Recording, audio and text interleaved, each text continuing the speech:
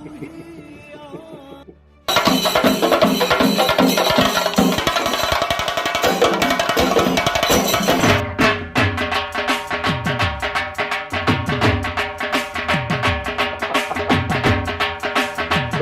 പറഞ്ഞു കഴിഞ്ഞാൽ എങ്ങനെ ഇത് പറയണമെന്നോ എങ്ങനെ ഇതിനൊക്കെ വിവരിക്കണമെന്നോ ഒന്നും എനിക്കറിയത്തില്ല. അത്രയ്ക്ക് സന്തോഷമുണ്ട് സത്യം പറഞ്ഞു കഴിഞ്ഞാല്. ഫോൺ എടുത്തെറിഞ്ഞിട്ട് പോയ ഞാനാണ്. ആ ക്ലാസ്സിൽ നിന്ന് അടിച്ച അടിയിൽ അക്സർ പട്ടേലിന് ആ സമയത്ത് ഫോൺ എടുത്തെറിഞ്ഞ് ഫോൺ ഓഫ് ചെയ്ത് വെച്ച് വേറെ ഞാൻ എന്ത് ചെയ്തെന്ന് അറിയാം, കുറച്ച് റീൽസ് കണ്ടുകൊണ്ടിരുന്നു. കാരണം ഞാൻ തോറ്റെന്ന് വിധി എഴുതിയതാ. കാരണം റണ്ണ ബോളായിരുന്നു അപ്പോഴ്. ക്ലാസ് ഒന്ന് പട്ടി അടിക്കും പോലെ അടിക്കുന്നുണ്ട് അക്സർ പട്ടേലിന്. ഇത്രയും നാളും കഴിഞ്ഞ ഈ പറയുന്ന വൺ ഡേ വേൾഡ് കപ്പ് ആവർത്തിക്കാൻ പോകുന്നു എന്നൊരു ചിന്ത മനസ്സുകൊണ്ട് വളരെയധികം ദുഃഖിച്ച നിമിഷങ്ങളായിരുന്നു അത്. രോഹിത് ശർമ്മ എന്ന് പറയുന്ന ക്യാപ്റ്റന് വീണ്ടും നിരാശയാണോ? ഇത്രയും കളിയും ജയിച്ചു വന്നിട്ട് വീണ്ടും നമ്മൾ തോക്കാൻ പോവുകയാണോ എന്നൊക്കെ കരുതിയ നിമിഷങ്ങളായിരുന്നു. അങ്ങനെ നമ്മളുടെ സുഹൃത്തും കൂടി മാത്രമേ ഉണ്ടായിരുന്നില്ല കാണാൻ വേണ്ടിയിട്ട്. രണ്ടുപേരും അണച്ചു വെച്ചു. രണ്ടുപേരും ഫോൺ അണച്ചു വെച്ചു. ഇടയ്ക്ക് വെച്ചിട്ട് വെറുതെ എന്നാലും ഒരു ചെറിയ എനിക്ക് 1% കൂടി വിജയ സാധ്യത ഇല്ലായിരുന്നു ആ സമയത്ത്. ക്ലാസം നിന്ന് അടിച്ചപ്പോൾ എനിക്ക് 1% പോലും വിജയ സാധ്യത. എനിക്ക് വണ്ണ ബോള് ക്ലാസം നിൽക്കുന്നു, മില്ലർ നിൽക്കുന്നു, അടിയോട് ഇപ്പൊ എത്ര 3 6 ഉണ്ടോ 22 24 റൺസ് അടിച്ച് കയറ്റി അതിനകത്ത് വെച്ചു. പിന്നെ റണ്ണ ബോള് വേണം. എന്തിനു കൊട്ടിയാലും അവർ ഓരോ സിംഗിൾ എടുത്താലും പോലും അവർ സുഖമായിട്ട് ജയിക്കും. ഇന്ത്യ വീണ്ടും തോൽവിയിലേക്ക്. ഇത്രയും 140 കോടി ജനങ്ങൾ വീണ്ടും സങ്കടത്തിലേക്ക്. ഈ പറയുന്ന രോഹിത് ശർമ്മ ഇത്രയും നന്നായിട്ട് കളിച്ചിട്ട് ടീം ഇത്രയും കൊണ്ടുവന്നിട്ട് അവസാനം വന്ന് ഈ പറയുന്ന ഫൈനൽ കൊണ്ട് കലമുടയ്ക്കുന്നത് വീണ്ടും ആവർത്തിക്കാൻ പോകുന്നു എന്നൊക്കെ അറിയുമ്പോൾ ആ സങ്കടം നിങ്ങൾ മനസ്സിലാക്കണം. ഞാൻ തോട്ടിനെ ഒരിക്കലും ഞാൻ വീഡിയോ ഇടില്ല. നിങ്ങൾക്ക് ശ്രദ്ധിച്ചാൽ മനസ്സിലാവും. തോറ്റ് ഞാൻ വീഡിയോ ഇടില്ല. എനിക്ക് എന്റെ മനസ്സിൽ ആ ഒരു സങ്കടം ഉണ്ടാവും. അതുകൊണ്ട് എനിക്ക് തോൽവി വന്ന് പറഞ്ഞുകൊണ്ട് അതിൽ നിന്ന് വ്യൂസ് എടുത്ത് അതിൽ നിന്ന് ഈ പറഞ്ഞതുപോലെ ക്യാഷ് ഉണ്ടാക്കാം അങ്ങനെ ഒരു ആഗ്രഹം എനിക്കില്ല. അത് ഞാൻ ഇടത്തില്ല. മനസ്സിലായി. പിന്നെ പറഞ്ഞുകൊണ്ട് അത്രയും വലുതായിട്ട് മോശങ്ങൾ കാണിച്ചു കഴിഞ്ഞാൽ ഉടായ്പ അത്രയും മോശമായിട്ടാണ് കളിച്ചിരുന്നു എങ്കിൽ ഞാൻ വന്ന് പറയും എന്റെ ദേഷ്യം തീർക്കാൻ വേണ്ടി. പക്ഷെ അല്ലാതെ ഇത്രയും നന്നായി കളിച്ചിട്ട് അവസാനം കൊണ്ടിട്ട് ഇങ്ങനെയൊക്കെ ഭാഗ്യത്തിന്റെ നിർഭാഗ്യം കൊണ്ടൊക്കെ ഞാൻ വീഡിയോ ഇട്ടില്ല. ആ പൈസ എനിക്ക് വേണ്ട, ഞാൻ ഇടാതെ ഞാൻ മാറിയിരിക്കും. പക്ഷെ എന്തെന്നില്ല ആ ഒരു ബുംറ വന്നു, ആ എറിഞ്ഞ ഒരു വിക്കറ്റ് തള്ളിയിട്ട് കളി മാറി. ബുംറ എന്ന് പറയുന്ന ബൗളറെ കാല് തൊട്ട് നമിക്കണം സത്യം പറഞ്ഞാൽ. ആലോചിച്ച് നോക്കി, ആ ഇന്ത്യയുടെ കളിയെ തിരിച്ചു കൊണ്ടുവന്ന വഴി കണ്ട. ആ ഒരൊറ്റ ഓവറിൽ ഒരു വിക്കറ്റും എടുത്ത് 2-3 റൺസല്ലേ വിട്ടു കൊടുത്തുള്ളൂ. ഇതിനെ ക്ലിയർ ആയിട്ട് ഞാൻ കണ്ടില്ല. അതിന് ശേഷമാണ് ഞാൻ കളി വീണ്ടും ഇരുന്ന് കാണുന്നത്. മനസ്സിലായോ? ആ പറഞ്ഞ ആരാണ്? നമ്മുടെ സൂര്യകുമാർ യാദവിന്റെ ക്യാച്ച്. എന്റെ അമ്മേ, അൺബിലീവബിൾ ആയ ക്യാച്ച്. ഒരിക്കലും വിശ്വസിക്കാൻ പറ്റാത്ത ക്യാച്ച്. ഈ ഒരു സിറ്റുവേഷനിൽ മില്ലർ അടിച്ച 6 എന്നാണ് ഞാൻ കരുതിയത്. 6 ലാസ്റ്റ് ഓവറിൽ അത് 6. അവരാണ് ഈ ദൈവം നമ്മുടെ കൂടെ ഉണ്ടായിരുന്നത് ആ ഒരു നിമിഷം. ഈ വേൾഡ് കപ്പ് ഇന്ത്യക്ക് അല്ലെങ്കിൽ രോഹിത് ശർമ്മയ്ക്ക് എന്ന് ദൈവം കുറിച്ചു വെച്ച ദിവസമായിരുന്നു. അതുകൊണ്ടാണ് ആ ക്യാച്ച് ഇത്രയും പെർഫെക്റ്റ് ആയിട്ട് സൂര്യകുമാർ യാദവിന് അത് എടുക്കാൻ പറ്റിയത്. ഇന്ത്യ പറഞ്ഞറിയിക്കാൻ വാക്കുകളില്ല സുഹൃത്തുക്കളെ, പറഞ്ഞറിയിക്കാൻ വാക്കുകളില്ല. അത്രയ്ക്ക് സന്തോഷമുണ്ട് എനിക്ക്.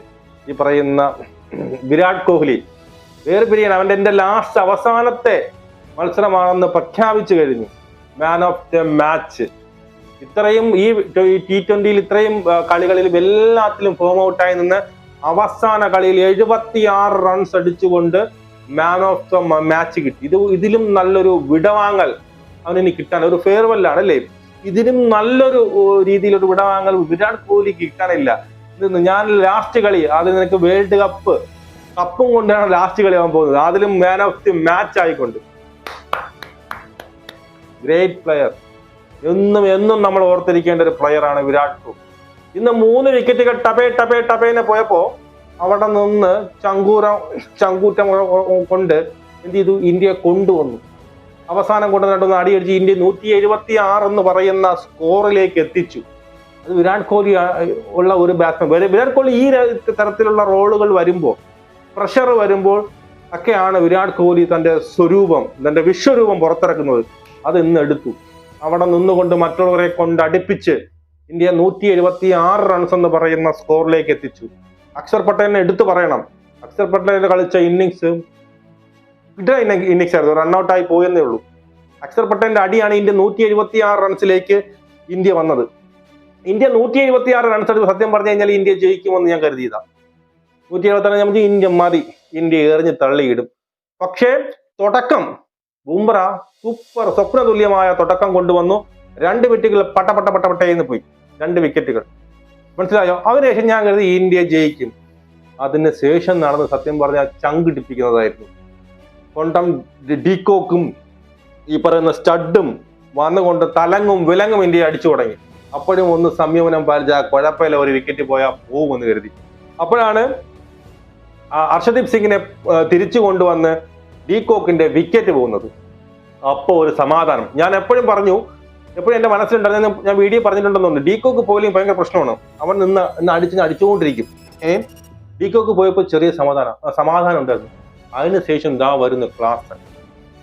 എന്റെ അമ്മേ, എന്നാ അടിയാവാൻ അടിച്ച് നിന്നുകൊണ്ട്, റബ്ബർ ബോളിൽ കൊച്ചു കുട്ടികൾ അടിക്കും പോലെയാണ് അടിച്ച് കുറിക്കുന്നത്, നിന്നുകൊണ്ട് അടിക്കുന്നത്. അപ്പൊ ഓരോ അടി നിന്നുകൊണ്ട് അടിക്കുമ്പോൾ ഞാൻ പൊങ്ങി നിൽക്കുന്നത് അങ്ങ് മൈല് കണക്കപ്പുറം പോകുന്നു. ഇന്ത്യയുടെയൊക്കെ പ്രതീക്ഷകളുടെ മേലെ ഒരു തീക്കുളം പോലെ വന്ന് വീഴുകയായിരുന്നു അവന്റെ ഓരോ സിക്സറുകളും. അക്ഷർ പട്ടേലിന്റെ ലാസ്റ്റ് 3 6ഉം 1 4ഉം എന്തോ അത്ര എനിക്ക് ഓർമ്മയുള്ളൂ. എത്ര റൺസ് അടിച്ചെന്ന് എനിക്കറിയില്ല, അത്ര എനിക്ക് ഓർമ്മയുള്ളൂ. അതോടുകൂടി ഞാൻ തോറ്റ് വിധി എഴുതി.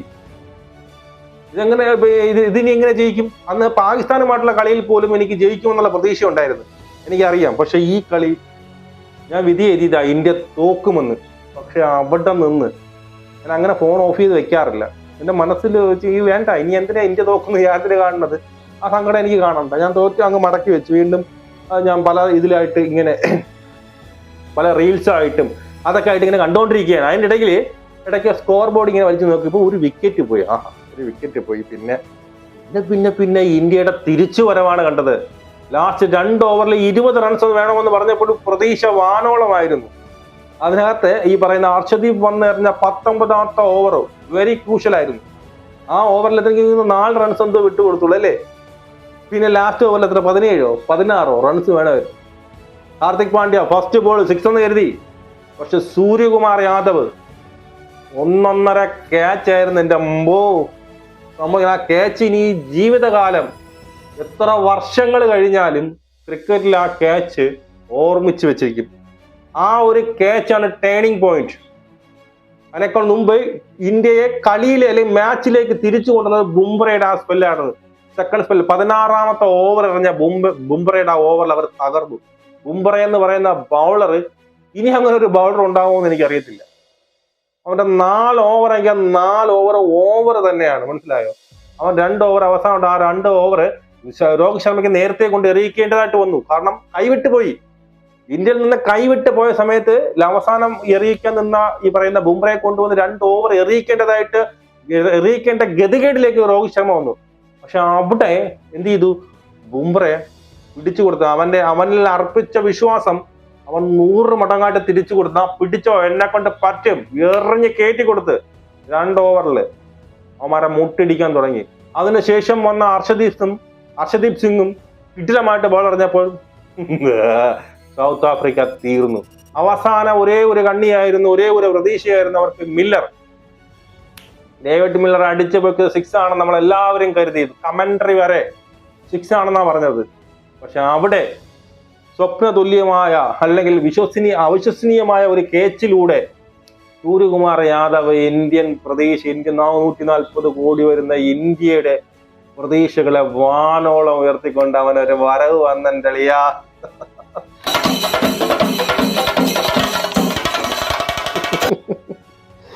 അങ്ങനെ 17 വർഷങ്ങൾക്ക് ശേഷം ഇന്ത്യ വീണ്ടും കപ്പടിച്ചടാ.